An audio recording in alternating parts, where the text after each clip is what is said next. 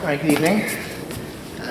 Thanks for coming out. I think because of the way the calendar has fallen out this year, I haven't actually taught on a Wednesday night in like a long time, so it's fun to be here. So thanks for showing up. Yirmiyahu, Jeremiah, the sort of the framing that I'm going to use to talk about him is adopted from a book by Rabbi Benny Lau, who I've mentioned before in various contexts. Maybe some of you have read his books, The Sages, maybe in English? If you, yeah, I have. Okay, good. So, excellent. So his books have all grown out of Shabbat afternoon shiurim that he gives at his shul. He teaches at various institutes and has all sorts of positions, but he is also a congregational rabbi at a shul in Jerusalem. He's one of the only congregational rabbis in the state of Israel, paid a salary by his congregation. He's a really tremendously impactful, thoughtful rabbinic leader, and his... did you make it to Ramban when you were in Jerusalem this past? Yes. Wait, no, I didn't. Okay, that's next time. I'd like to say for next time. So his shiurim for Shabbat afternoon is standing room only. It's not a huge shul, but it's a decent sized shul, and there more people are in the shul Shabbat afternoon for the shiurim. They like an early minyan, there's a regular minyan Shabbat morning, and the shul fills, but it's packed for his Shabbat afternoon shiurim. And so he taught the year that I lived in Yerushalayim and was a member of his congregation. For part of the year he taught about Yirmiyahu, and part of the year he did Pirkei Avot. And I guess some of you is probably Pirkei Avot.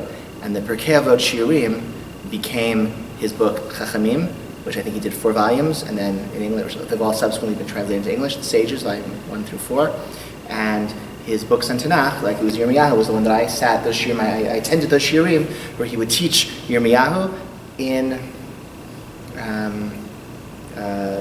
alongside the sections in Book of Kings and Book of Chronicles that tell the same episodes. Try to put it in a kind of chronological order and also in some broader historical context. So that became this book Yirmiyahu, which is a bestseller. Did very well. It exists in English as well. You can read it in English, and I have it. It's not with me right now, so I don't have it in English to show you, but I can show you next week. It exists in English. And then together with Yoel Ben Nun, he published one on Yeshayahu, which I assume was like subsequent shiurim at his shul. He has one called Shmona Nevi'im, 8 prophets, which I don't know who the 8 are. I assume the 8 prophets are Yonah, Amos, Hosea, Micha, Zephaniah, Nahum, Habakkuk, and Obadiah. Okay, much shorter prophets, shorter books than Tanakh, but again, who are they and what was going on in the time when they spoke? Let's put their prophetic word, because I don't know if you've ever studied much of the Nevi'im, the prophetic writings in Tanakh. It's very poetic, so it's hard to understand what they're necessarily referring to, and you don't get necessarily any or much historical context. It's hard to know what events are they alluding to and what's the context in which this prophecy was given over. Anyone else's one in Shmuel, okay? Maybe there are more. These are the ones I have. The one at Yirmiyahu is the one I've read. I own the others, so maybe this will motivate me. And if you like this year, maybe next year I'll teach about some of these other guys, and that'll motivate me to read these other books that I own. And like a book that you own and haven't read is like it's like leftovers in the fridge. It's like kind of to me leftovers in the fridge. It's like a burden. You have to it's like calling you to eat them or whatever. Read the book. So. So let's just remind ourselves of the broad timeline, right? So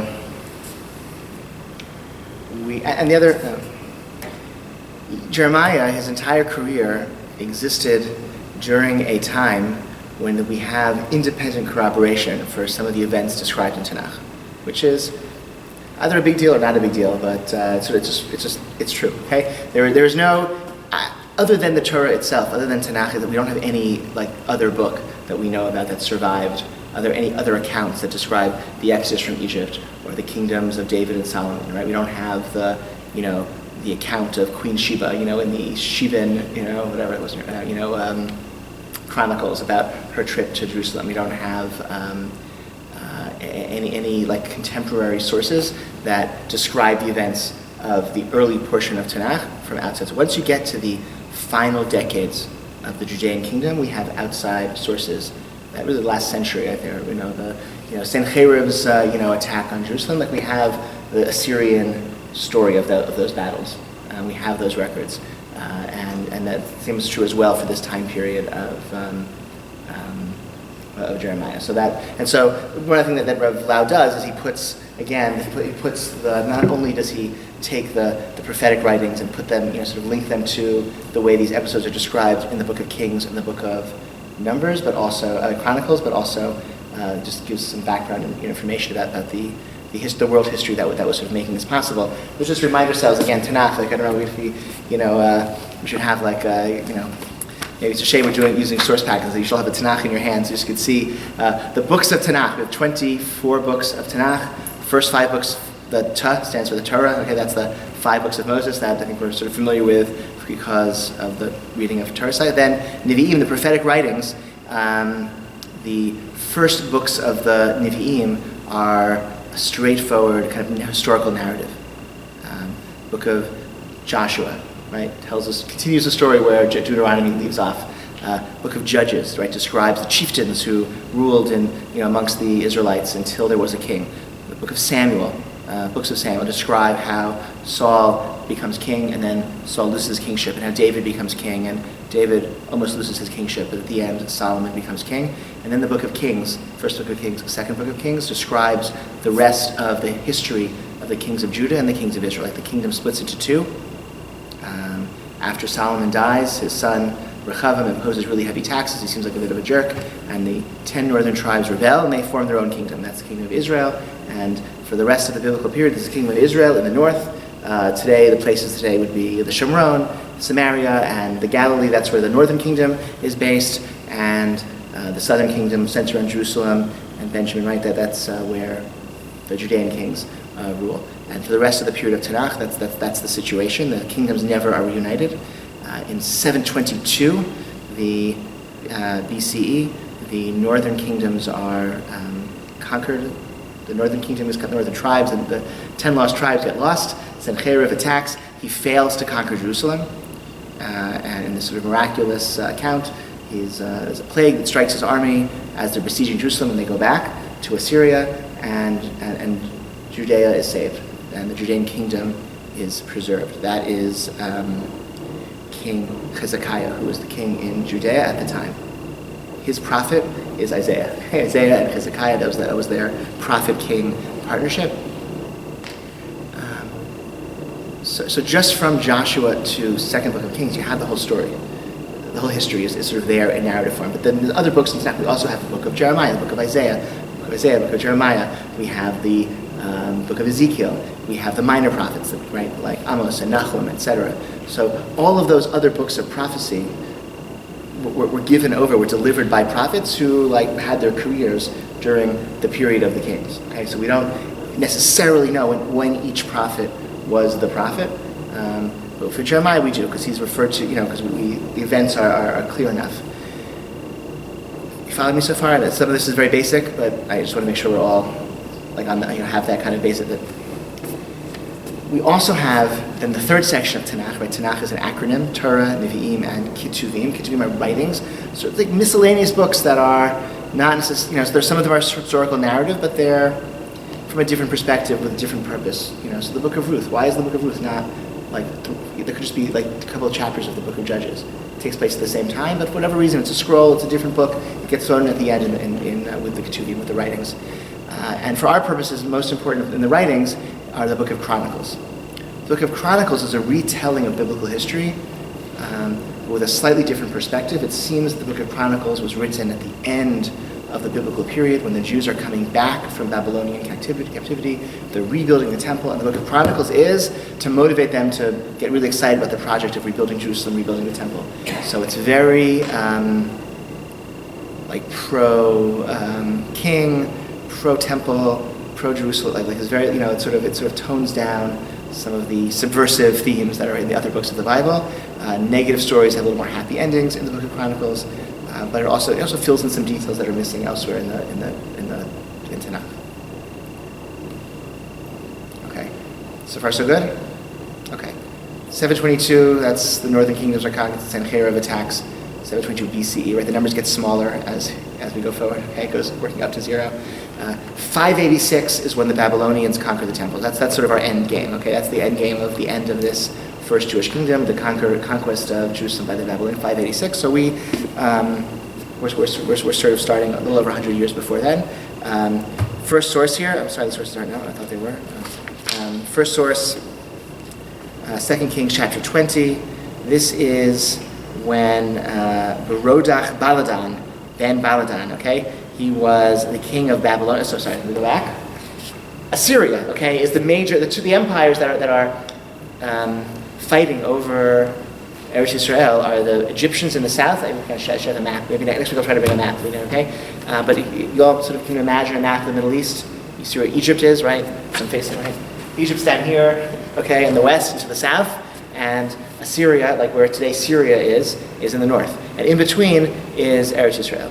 And the only way, because Arabia is desert and not many people live there, so you have this fertile, crescent, then as now, okay, from the Persian Gulf up through what today is Iraq, up through what today is Syria, down to Eretz Yisrael, which is fertile and there's rain and things grow, and then along the coast into Egypt, which of course is is the Nile civilization.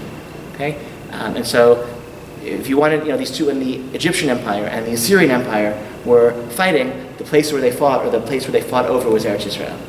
And so the kings of Judah and Israel had to, the political parties were the pro-Egyptian political party and the pro-Syrian political party.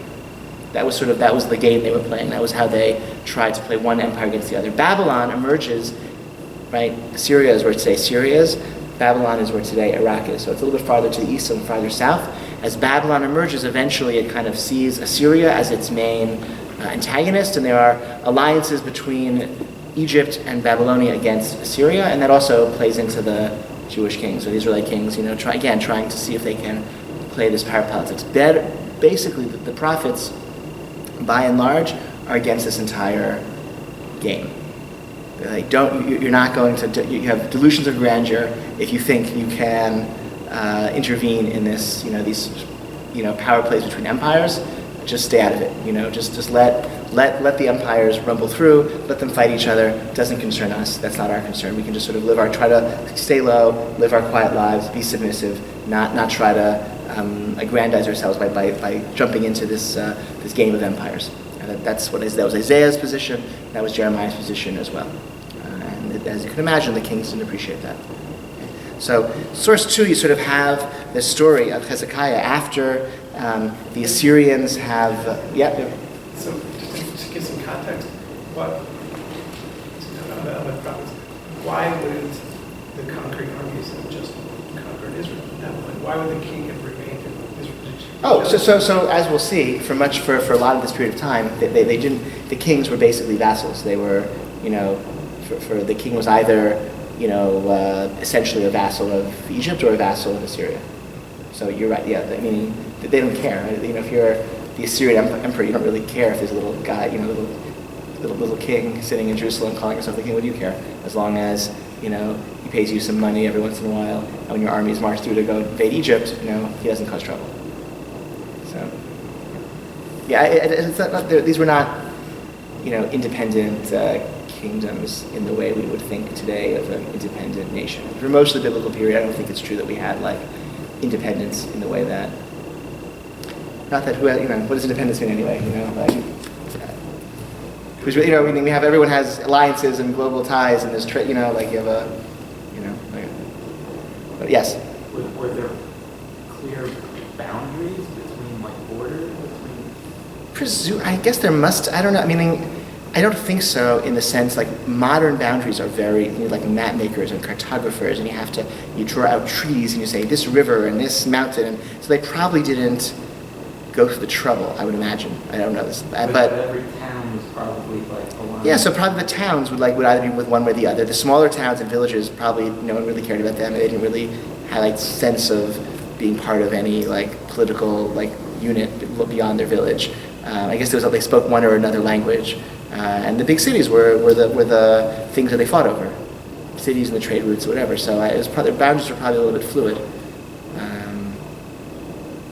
I'm sort of speculating based on some other like more vague knowledge I have of history. Like you're in one place and people speak a certain language, and you walk and walk and walk. And at a certain point, fewer people know your language than people know a different language. So, but they could be a little bit more fluid. I would imagine. Yeah. So Hezekiah is okay. So Barodach Baladan, son of Baladan of Babylon, sent envoys with a letter and a gift for Hezekiah, for he had heard about Hezekiah's illness. Hezekiah heard about them, and he showed them all his treasure house, the silver, the gold, the spices, the fragrant oil, and his armory, and everything that was to be found in his storehouses.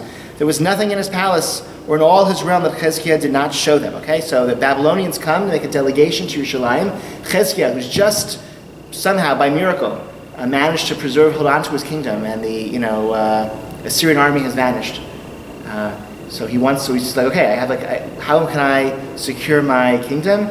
Let's bring the Babylonians in, and let's show them the wealth that I have, and let's show them that I can be an important ally to Babylonia. That's his idea. So he has this. So he brings Barodach Baladan. Okay, so these envoys come. Hezekiah, by the way, this is also like Hezekiah's confrontation. We have the Assyrian account of the war against Jerusalem. We also have in the north. We also, if you've been to Hezekiah's tunnel, I don't know if you've been to Yerushalayim, they have the tunnels that were built on Hezekiah's command that go from Yerushalayim south to like Spring, the Gihon Spring, right? And you can see it's no longer there. They moved to the Israel Museum. I think people digging from two directions, and when they met in the middle, they made like a little plaque, and we the tunnel builders, that's in the Israel Museum. Like it's pretty cool, right? So. Okay, because afterwards, after the tunnel, he then shows all his wealth to the Babylonians. Then the prophet Isaiah came to King Hezekiah and said, "What?" He demanded of him, "Did these men say to you? Where have they come to you from?" And he said, "Oh, they come from a far country, from Babylon." Right? They're from very far away. They're not a threat to us, but they could be an ally to us against the Assyrians if the Assyrians come back. Next, he asked, "What have they seen in your palace?" Hezekiah, "What did you show them?" And Hezekiah replied, "They've seen everything that's in my palace. There was nothing in my storehouse that I didn't show to them." And Isaiah said to Hezekiah, "Hear the word of the Lord.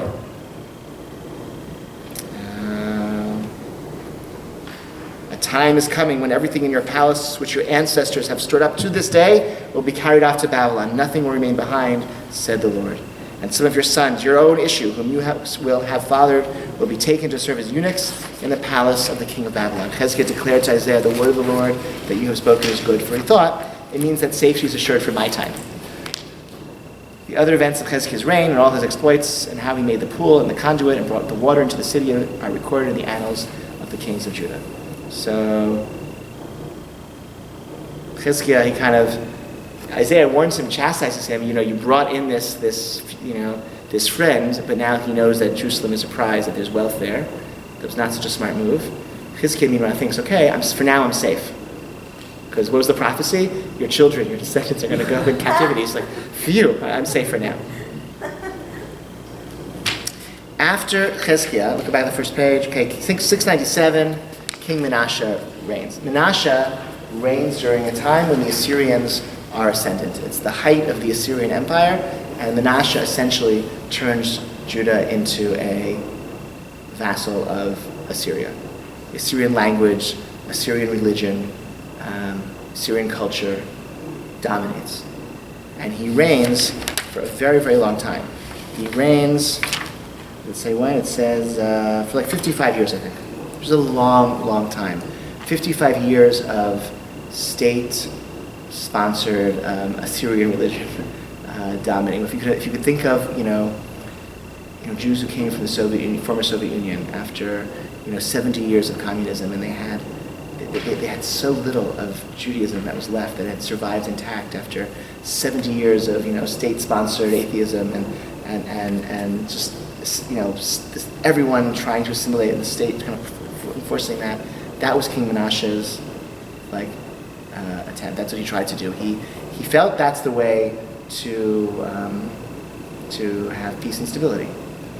Zephaniah, it seems, was a prophet at that time. Nevi'ah, Pachazim, Anshe, Bogdod, Kohaneh, Hilulu Kodesh, Chamsu Torah. Okay? Her prophets are reckless, faithless fellows. Her priests profane what is holy. They give perverse rulings. Okay, nothing is good at this. Zephaniah is sort of saying nobody is speaking out for the Torah. Nobody is defending Judaism during this time of Manasseh. On the other hand, in defense of Menashe, it worked. He had 55 years of peace and prosperity and stability by recognizing that Assyria is the dominant empire, and the only way to survive is to be a loyal vassal to Assyria, and that means what? Language and culture and religion, architecture is going to be Assyrian. Gemara maybe hints at this in Second Sanhedrin. Rashi, okay, Ashloshim Malachim. So Rashi was discussing the three kings that the Mishnah and Sanhedrin says have no portion of the world to come. One of them is Menashe, and he says Lamachar Niftach Bechavrim. Okay, so he's being sarcastic. He says, "All right, folks, end the lecture. Tomorrow morning we'll discuss our three friends. Okay, the wicked kings have no portion of the world to come. We'll talk about our three friends tomorrow." He's being a little bit sarcastic. He's being dismissive, calling them our three friends. Ata Menashe Itchazile Bechalme. So Menashe came to him in a dream that night. That very night, Menashe came to him in a dream. Amar, Chavrech, v'chavirei da'avuch karitlan, mehecha bayit l'mishra. Mehecha bayit l'mishra hamotzi. You think that we're your colleague, your friends, your colleagues, calling us your colleague, the colleagues of your fathers? We're not your friends. We're not your equals. I'm not your equal. Tell me, when you make a motzi, where do you cut the bread from? Do you know how to cut the bread when you make a motzi? Which part of the bread do you cut first? Anyone know? Neither did Ravashi. Can I say something about motzi? You know you're supposed to cover the challah when you make kiddush. Do you know why? What were you told as a child? You don't want to embarrass the challah that you're making the kiddush first. So one of my kids said, I don't understand, because even if it can't see, because it's under the challah cover, it can still hear that you're making kiddush first. But the challah can't hear, it can see but can't hear. Like, that makes no sense. It's like, that's pretty clever, right? All right. Anyway, sorry. So Menashe comes to Ravashi in dreams. You're calling us your friends. Tell me, how do you make a motzi? Ravashi, Logamir.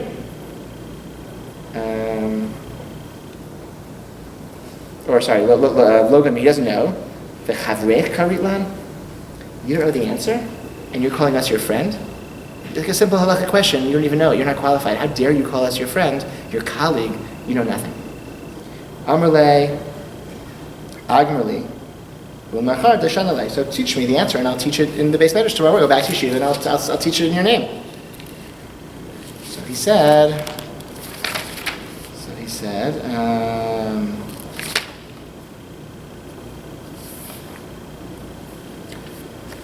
The answer is so I'll teach it in your name in the Beit Midrash tomorrow. I'll say it in your name.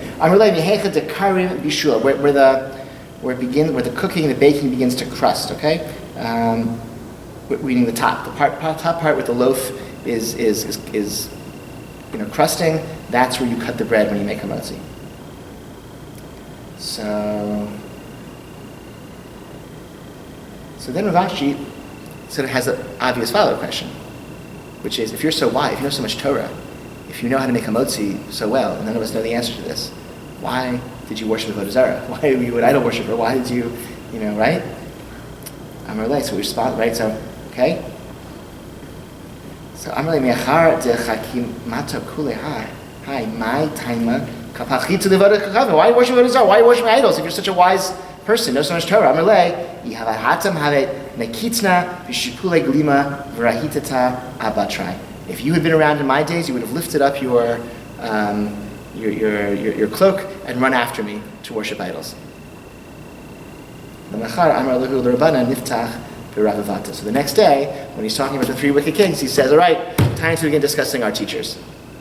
Right? Because he had to acknowledge they were really wise. So what's Menashe saying? So either could be saying, probably, is he saying the temptation for Avodah Zarah, for idolatry, doesn't exist anymore. No one really wants to worship, but back then it was a fierce desire that people had for worshiping idols, and if you had been around, don't think that you would have been able to withstand it either. You would have run after me. So Ravashi has to concede. Okay, I guess there's something. I really can't judge. I don't feel any desire to worship idols. I can't judge those who do. And back then, that seems to have been a really fierce desire. It could also be, again, Rav Lau wants to suggest that what King Menashe is saying is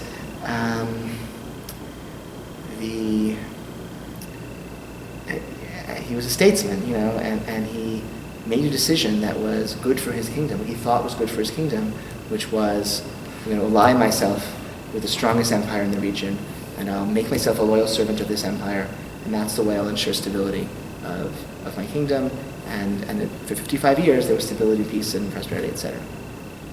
Yes? So is it context that would differentiate that from Eglon Zahav and Aaron's decision? Meaning, did he also have a... Yeah. They had an inclination to worship idols. They were scared. He didn't stop them, just Bush's accusation, I suppose. But well, Aaron certainly, emerges from that story with his reputation largely intact. He's a beloved hero of the rest of the Torah. So, in that sense, you're right? I mean, Aaron, the golden calf notwithstanding, which let's say it was a wrong decision, but Aaron's reputation emerges intact, or not intact, but emerging. He continues to be a really important leader and a hero of the Torah even afterwards. Menashe is not. Menashe is a wicked king Menashe. But at least in this story, his Torah knowledge is celebrated, and we sort of have to give him grudging respect. The whole other topic, which we don't have time to really explore, why was idolatry once something people really were into, Jews were really into, and then at some point that stopped. The Talmud tells a story that the Chachamim tell a story. After, when they went back to build the second temple, they were like, oh my gosh, we're gonna ruin this one too by worshiping idols. And the Chachamim got together and they captured and killed the Yetzer Hara, the drive for idolatry. And they said, this is great. Let's now capture and kill the Yetzer Hara, the desire for forbidden sexuality. And they capture it and they hold it captive for 3 days. And for 3 days, not a single egg is laid in all the land. And they're like, oh, this is no good. Like, we need Eros. We need like this, because like the world won't endure without this drive. And so they release it. But they blinded it one eye, and that's why people are not sexually attracted to their siblings anymore. Okay? That's the story in there. Speak for yourself. So there's a lot to unpack in that episode, which is for another time, perhaps. Okay. Let's pick up our story. After Menashe, there's another king who rules in between, but then he's deposed, and Yoshiyahu becomes king. Josiah in English, Yoshiyahu. He was 8 years old when he became king, so he's probably like a child king. They have like some people watching over him until he's old enough. Regency, right? He reigned 31 years in Jerusalem. He was 8 years old when he became king, and he reigned for 31 years. That means he was 39 at the end of his life. Okay. 30 years. So he did what was pleasing to the Lord, following the ways of his father David without deviating to the right or to the left. In the 8th year of his reign, so how old was he in the 8th year of his reign? He was 16. While he was still young, he began to seek the God of his father David. In the 12th year, so 12 plus 8 is 20. As a 20-year-old, he began to purge Judah and Jerusalem of the shrines, the sacred posts, the idols, and the molten images. His bidding, they demolished the altars of the Baals, and he had the incense stands above them cut down. He smashed the sacred posts, the idols, the images, He destroys idolatry. He expunges it throughout the land. This is the great moment of religious revival after generations of idol worship, especially after 55 years of Menashe, which is more than two full generations of state-endorsed idolatry and heresy and suppression of Judaism. Yoshiyahu becomes king. Again, in his 20th year, he's like, okay, new episode, we're going to destroy idolatry and return to the worship of the Torah. We have, outside of Yerushalayim, they found these altars that date to that time that were covered in dirt. One archaeologist suggests these were altars that were erected outside of Yerushalayim by people who were faithful to God, who couldn't because worship in the Beit HaMikdash, because it was dedicated to idolatry when Menashe was king. So they built these altars outside Yerushalayim where they would offer sacrifices to God. And when Yoshiyahu was destroying idolatry, he doesn't destroy these altars because they were dedicated to God, but he can't leave them intact because the Beit HaMikdash was back in business at that point, and so they're covered up in dirt. And where they were to this very day, whatever, until they were found recently. kills all the priests of Avodah Zarah, idolatry. In the towns of Menashe and Ephraim and Shimon, as far as Naphtali, lying in ruin on every side, he demolished the altars and the sacred posts and smashed idols. So he, throughout the land of Israel. Then he returned to Jerusalem. So he's going up, he's destroying idolatry also in the north. Which is interesting, because like the northern tribe, right, after the death of Solomon, the northern tribe split off. So the northern part of Eretz Yisrael had not been under the control of the king of Jerusalem for generations, for centuries. And and their kingdom was destroyed by the Assyrians. And Yoshiyahu thinks, no, like that's a place where I'm going to try to assert my influence. Like their kingdom's destroyed now. I have a chance to bring the remnants who are that I can bring them back. He goes back to the 18th year of his reign. After purging the land and the house, he commissions Shaphan, son of Azaliah. Shaphan ben Atzaliyahu v'at Maaseyahu sar ha'ir v'at Yoach ben Yoachaz ha'maskir lechazek et Beit Hashem. They're going to go back and fix up the Beit HaMikdash. And they go to Hilkiah, the Kohen, the high priest, and they find, right, and they pay for it, they're doing renovation work, very nice. Verse 14, as they're doing this, they find a scroll. And Hilkiah spoke up, said to Shaphan, I found a scroll. And Hilkiah gave the scroll to Shaphan. Shaphan brought the scroll to the king. And, okay, so here's the king. And he found this hidden scroll in the Beit HaMikdash. So they say, what does it say? They read it.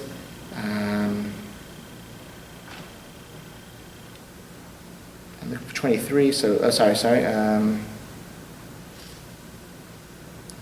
9, when the king heard the words of the teaching, he tore his clothes. So some say they found the Tochacha, the rebuke in book of Deuteronomy. Some say they found all the Sefer Torah, maybe they found the whole Torah, which maybe had been lost then, or maybe whatever it was. They found something that alarms the king. According to the Torah, if we worship idols, we're going to be destroyed. So he tears his clothes, and he takes Hilkiah and Achikam, ben Shaphan, and it takes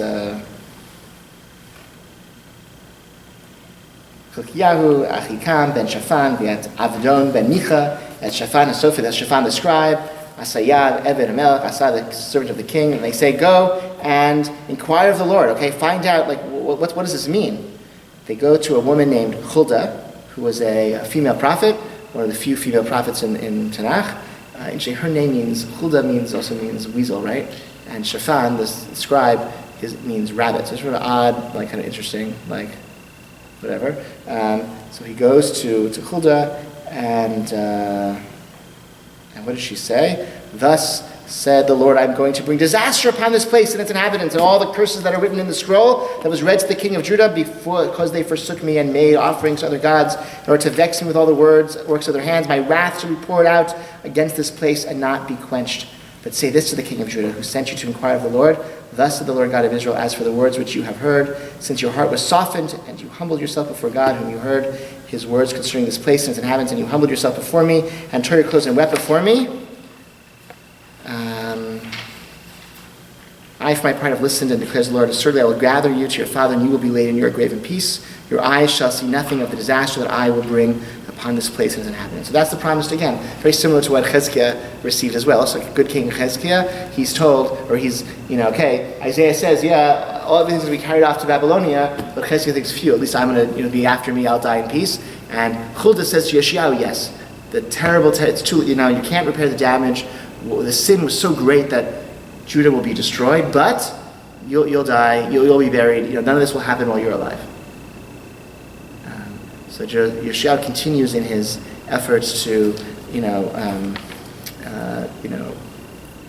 reform and try to make things better. The first part of Jeremiah's career is when Yeshayahu was king. So look at the next source, Jeremiah chapter 1. So, the words of Jeremiah, right? Yirmiyahu ben Hilkiyahu min haKohanim asher ba'Anatot. Anatot is a village north of Yerushalayim. Today, Anatot is it's sort of in between Ramallah and Yerushalayim. It's sort of in the greater. It's It's called, I think it's even, maybe you can still call it Anatot. It's that sort of area north of Yerushalayim, in the area of Binyamin. So, what did God say? The word of the Lord came to him in the days of King Yoshiyahu, son of Ammon of Judah, in the 13th year of his reign. So, let's just sort of get this chronologically. Yirmiyahu first began to become a prophet when the 13th year of Yoshiyahu. Remember how old was Yoshiyahu then, when 13th year of his reign? He was what? And when did he start to inquire of the Lord? How old was he? 16. When did he start his campaign to purge idolatry? 20. Right? Let's go back. Let's go back. Just one more source, right? He was 8 years old when he became king. And what happened? In the 8th year of his reign, he sought the God. In the 12th year, he began to destroy the idols and etc. And Jeremiah becomes a prophet in the 13th year. So it's still the beginning of this great moment of religious reform and repair and destroying idols. That's when Yirmiyahu first receives this message from God.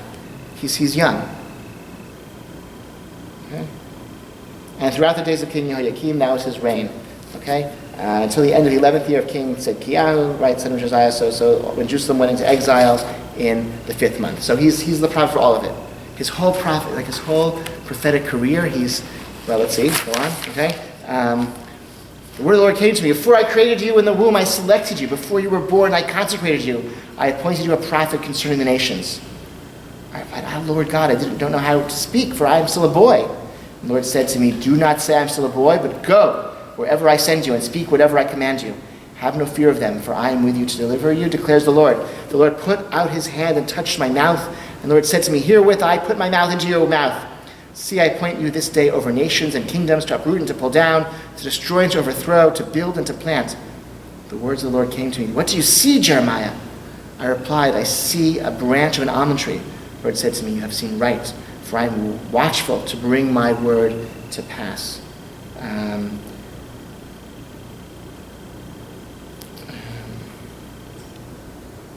Right, she sees, because it's a pun in Hebrew. Okay, shaked is an olive tree, and shoked ani. I am watchful. Okay, so it's a pun. In other words, he sees the almond branch and understands the pun. He understands the message God is trying to tell him.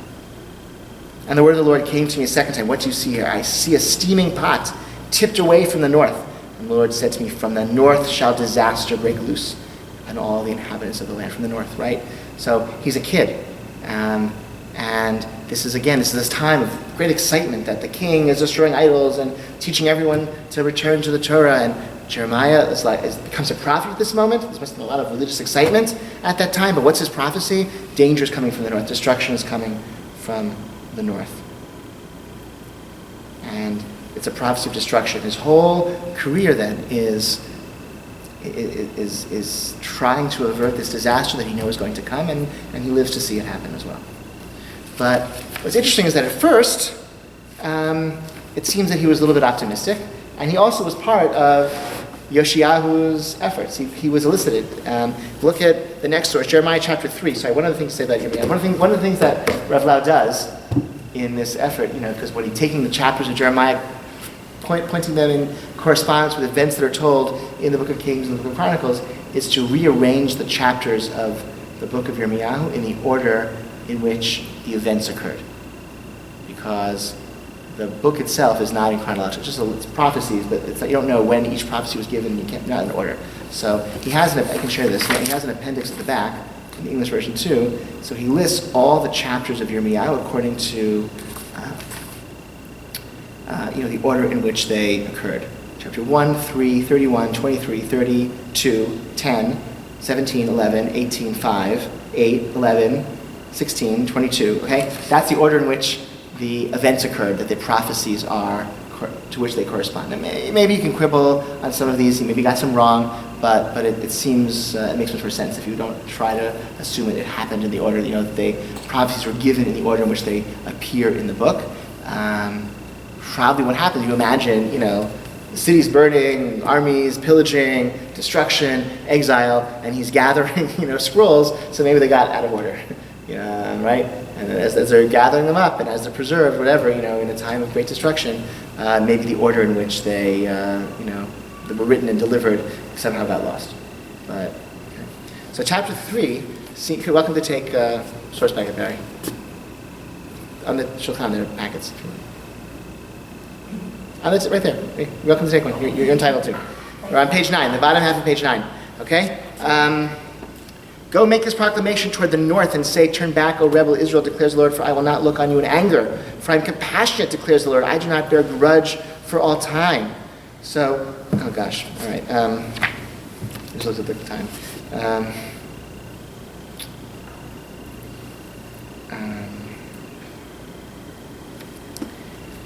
This prophecy is a prophecy given to the north. Recall, the northern kingdom had been destroyed by Sennacherib, right? There was no, there was nothing left. There was just some remnant Israelites, in whatever towns and villages were there.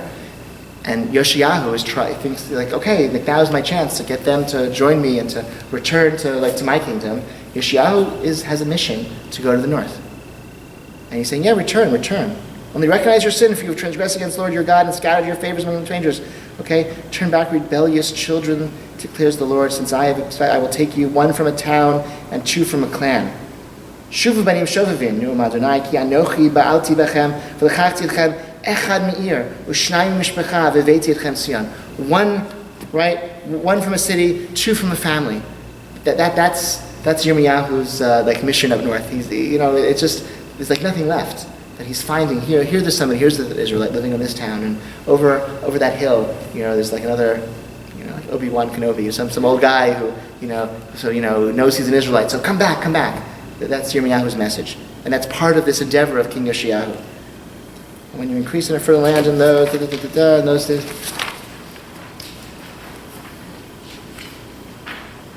Look at verse 18. In those days, the house of Judah shall go with the house of Israel. They shall come together from the land of the north to the land I gave your fathers as a possession. So he's saying we can reconcile this old division of Judah and Israel, which was a fierce divide. I mean, we fought wars against each other, bloody wars against each other.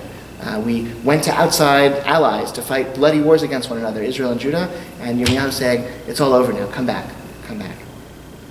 Look at the next paragraph, chapter 31.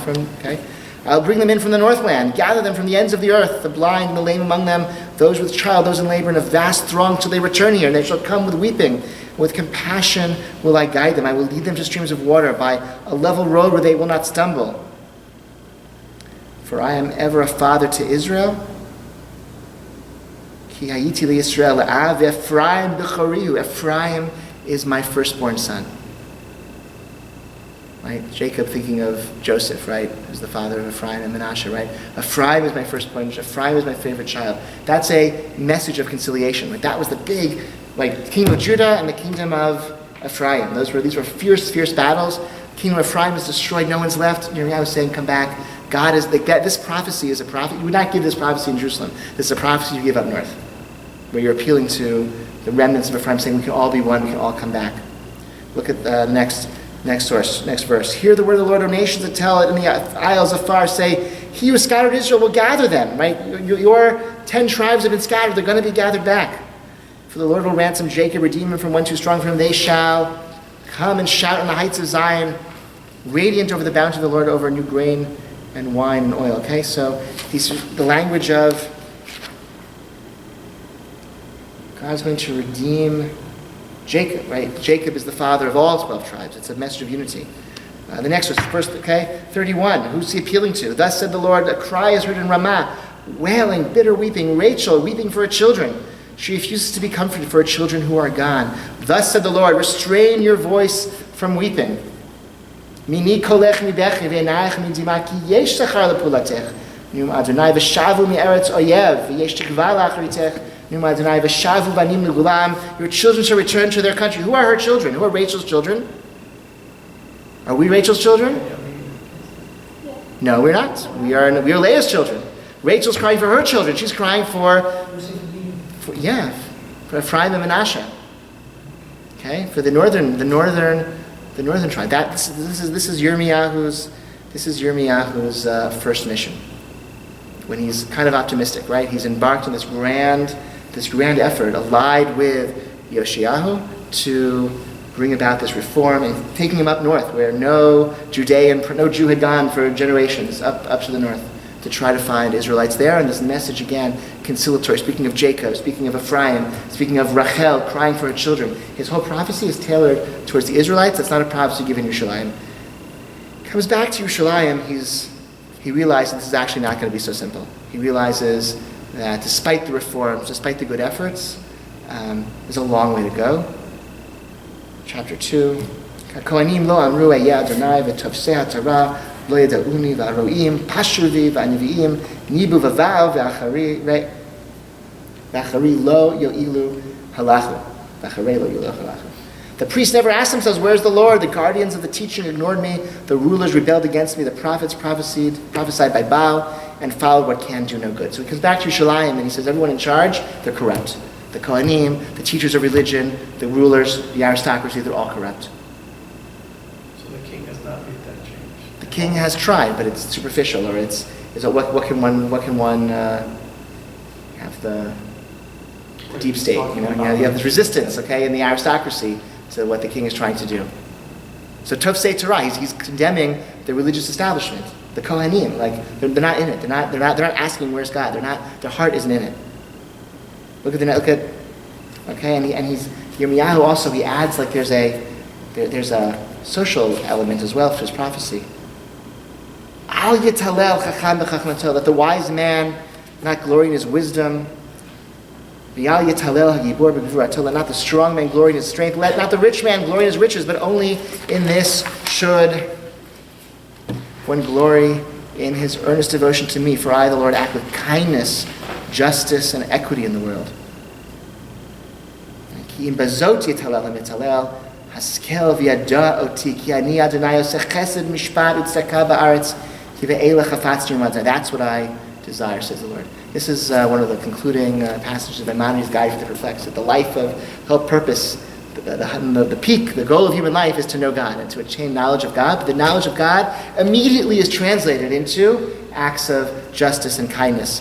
Okay, because that follows from this intellectual contemplation of God, and this attainment of truth immediately follows and is manifest in acts of kindness and justice towards others. So that's how Rambam kind of summarizes as the goal of life, the meaning of life in his Guide for the Perplexed. This is straight from Yirmiyahu. I think I have to pause here. It's getting late. We are still in. All right, it's going to be a little harder than I thought to do Yirmiyahu in 2 classes. So maybe, all right. Yeshayahu is still king. We'll finish him off next class, and we'll see what follows. The truth is, you know what? Can you be 5 minutes? We'll finish off Yeshayahu. Let's do that. Okay. Next source, very important. Yirmiyahu also devotes himself towards more conscientious observance of Shabbat, so that's really nice, and that sort of becomes a really, really core element of mitzvah observance and Jewish identity, the strict observance of Shabbat, and he adds then that the gates should be closed, there's no business on Shabbat, which is not a biblical prohibition, it's not a malacha d'oraita, but your man says, no, it still can't happen, you can't have commerce, the gates have to be closed on Shabbat. Next passage is the same story we saw before. We saw it in Chronicles. Here it is from 2 Kings about the discovery of that scroll and what it meant and how they interpreted it, etc. And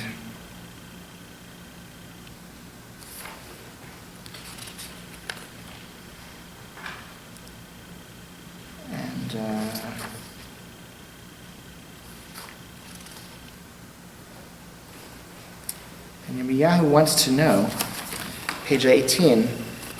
So Huldah says, yeah, I'll push off destruction for the sake of Yeshayahu during his lifetime, but destruction is going to come.